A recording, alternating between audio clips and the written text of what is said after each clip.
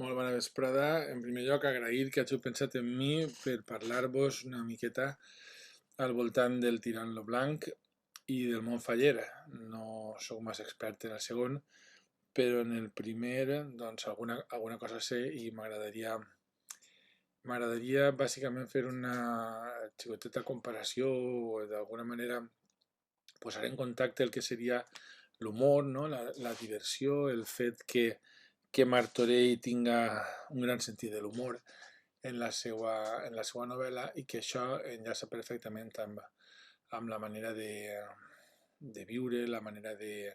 riure'ns i la manera de transformar aquest humor en les nostres falles. De fet,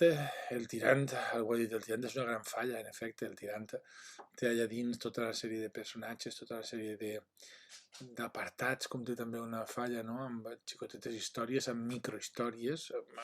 totes relacionades en una gran història, òbviament, però sí que m'agradaria destacar un esdeveniment,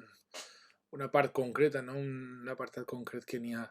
al Tirant i que sense cap dubte és molt divertit. Ho dic perquè aquells que s'aproximen per primera vegada al Tirant, doncs evidentment n'hi ha síntesis, n'hi ha reculls de les parts amoroses del Tirant, etc. Però n'hi ha una molt divertida que és la de l'episodi de la rata, que és com se'l coneix, no? I és un moment, no vaig a desvelar tot el que passa, òbviament, però podeu imaginar-vos un Tirant enamorat, una Carmesina més o menys receptiva a aquelles demandes que li sol·licita el seu cavaller, unes còmplices, una viuda reposada que s'oposa a aquell amor, que denuncia l'entrada de Tirant en l'habitació on està dormint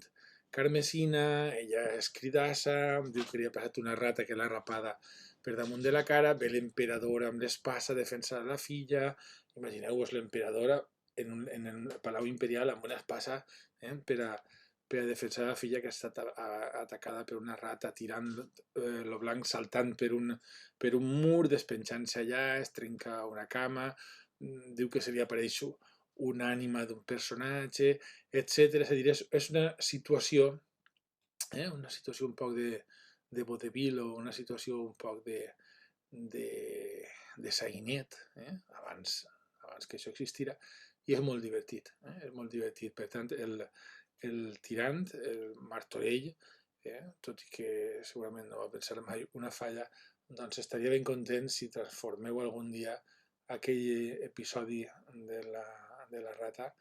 en una gran falla, o més encara el seu Tirant en una gran falla. Espero que això aprofiti per a suscitar-vos, les meves paraules i les altres persones, aprofite per a suscitar la vostra lectura, el vostre interès, aquells que l'hàgiu llegit el Tirant,